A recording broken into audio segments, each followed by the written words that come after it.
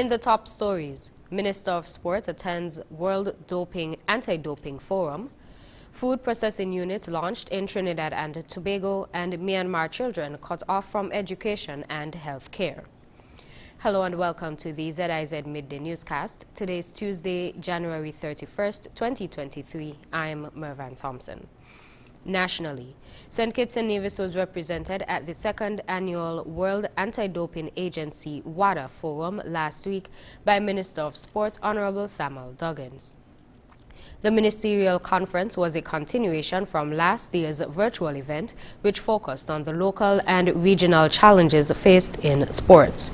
Taking place from January 26th to 27th, Minister Duggins joined other sports ministers in the Caribbean region to discuss such matters as establishing a strong legal framework for anti-doping, further developing and implementing effective testing and education programs, and collaborating for protecting clean athletes of the integrity of sports. In a post to his official Facebook page, the sports minister is quoted as saying, "Proud to stand alongside my Caribbean counterparts at the second World Anti-Doping Agency for Caribbean Ministers in Jamaica. Opportunities to sit at the table and dialogue on key issues including legal frameworks, testing and education are critical to ensure that our athletes are truly prepared for the world stage." End quote. The conference featured representatives from 13 countries, which included 9 sports ministers. The forum formed part of a series of such events that WADA has been holding to gather and exchange views with governments around the world.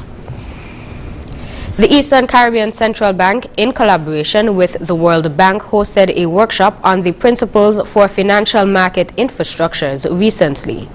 In his remarks, Governor Antoine outlines how a sound payments system keeps the region's financial system strong and creates opportunities for the people of the ECCU. He reminded the participants that the payment system must work for all except illicit actors.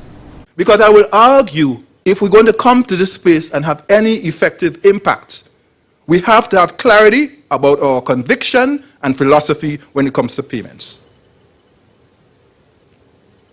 At ECCB, we understand that payments are the lifeblood of any economy.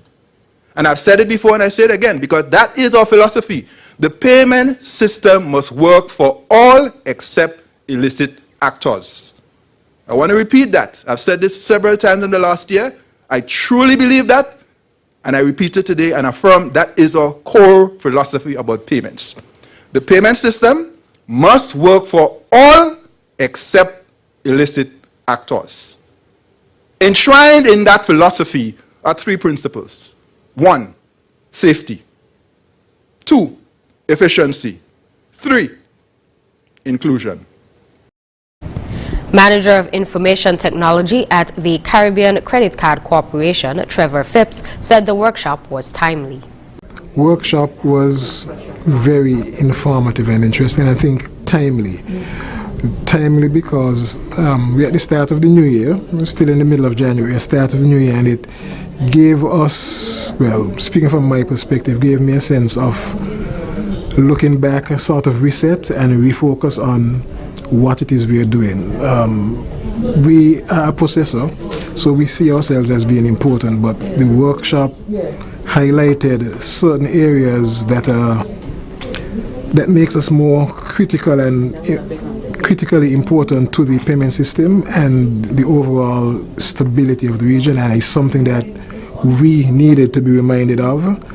And it highlighted several key areas that we need to focus on. We need to go back and review to see what we may have missed, what we need to add, and also we need to strengthen our systems so that we can continue to deliver and be of value to the OECF.